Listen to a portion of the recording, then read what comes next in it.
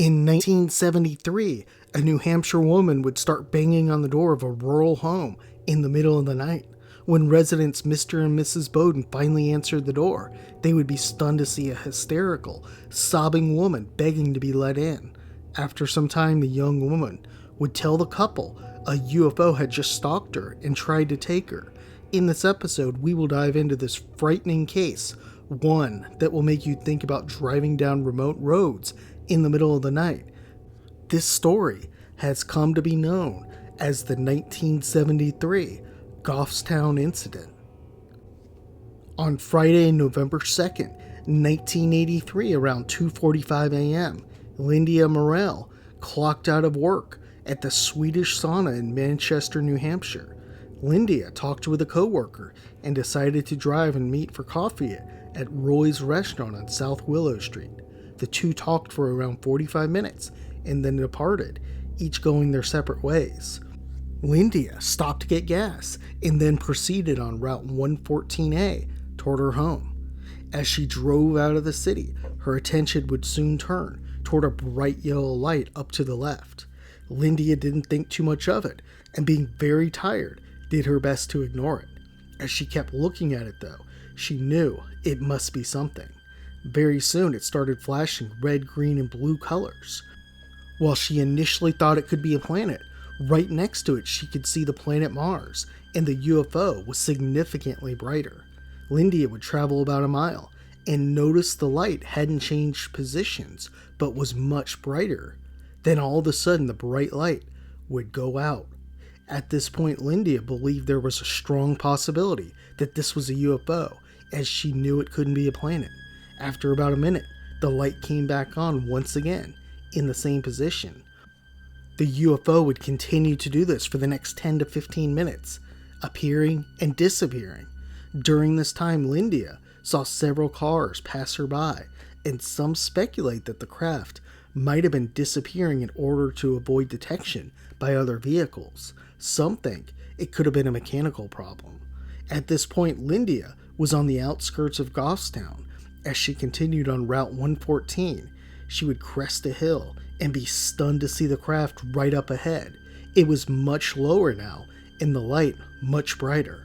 According to Linda, the craft appeared to be an orange and gold globe, completely covered with a honeycomb design of hexagons, except for a window that was oval-shaped. The window's color was paler and located on the upper left portion of the object. The craft was relatively small compared to other UFOs, being only around the size of a large car. Linda then noticed flashes of red, green, and blue coming from a source in the center, and they were switching back and forth.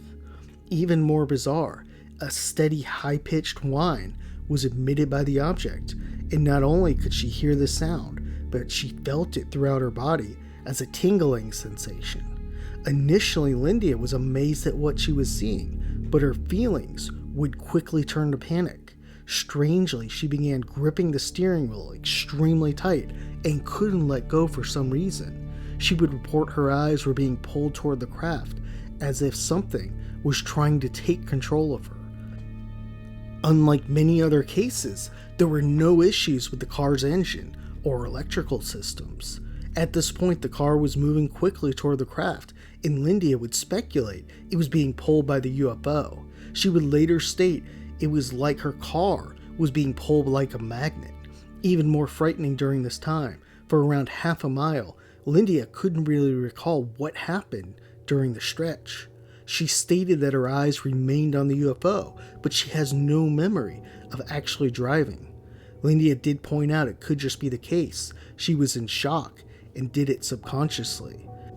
As she got even closer to the craft, at this point she was only a few hundred feet away. Here, she would notice a figure in the upper left-hand window. She could see the being's head, upper body, and arms were visible above a dark horizontal surface which covered the lower portion of the oval window. The legs were not visible. Behind the humanoid was some sort of white background. The being's body was gray, and it seemed like it was a darker shade of gray than the face. The entity had a round head and large egg-shaped eyes that wrapped around it. In general, it fit the description of a gray alien, except it had a peculiar detail. Lindia would report it had wrinkles or loose skin, a feature reported from time to time, but usually not with gray encounters. She couldn't say for sure whether the being wore a uniform, but speculated that it did. It had a slit for a mouth and no ears or nose. It's possible, though, that she missed it. Still, what caught her attention the most were the eyes. They seemed to mesmerize her, and she fell into some sort of trance-like state, unable to look away from them. In looking in them, she said the being might have spoke to her telepathically and assured her it would be okay. For a few moments, she reported a sense of calm, and while she couldn't be certain it communicated, she sensed she would be okay. Then suddenly, Lindia woke up from her trance. She realized everything that was happening and immediately began to panic, realizing the UFO might just take her. She took control of the car and began speeding down the road faster, past the cemetery and ending up at the Beaudoin house. She knew the household because Lindia was only 3/4 of a mile from her home. She jumped out of the car, leaving it running, and started running toward the door. The UFO changed positions and kept following her, with its buzzing sound growing louder. As she started running up to the door, the family German Shepherd ran at Lindia, growling. Lindia, who was normally scared of dogs, smacked the German Shepherd across the face and hysterically ran to the front door. She started banging, and after around 2 minutes, the couple came down. Lindia grabbed onto Mr. Beaudoin and stated, "Help me! I'm not drunk. I'm not on drugs. A UFO just tried to pick me up." What happened next was very strange. According to Miss Beaudoin, she said the witness was covering her ears, complaining about a sound. However, neither she nor her husband remembered hearing anything. Lindia would later recall that after a few minutes in the home, the sound would go away. She also stated during this time there would be a tingling sensation that would dissipate as well. The couple at this time would call the police. It was now 4:30 a.m. and soon Goffstown patrolman Daniel Jubenville, age 23, arrived. Once he got there, the four headed outside and would spot a strange light in the sky. When he shined his flashlight in the direction of the light, it would turn off.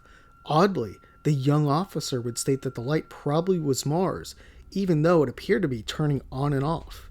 They headed back in, and Officer Jubenville took down notes on Lindia's story, and although it was tough to believe, Daniel would note that Lindia was not under the influence. All this said, what can we make of her story? In general, there are two theories surrounding her case.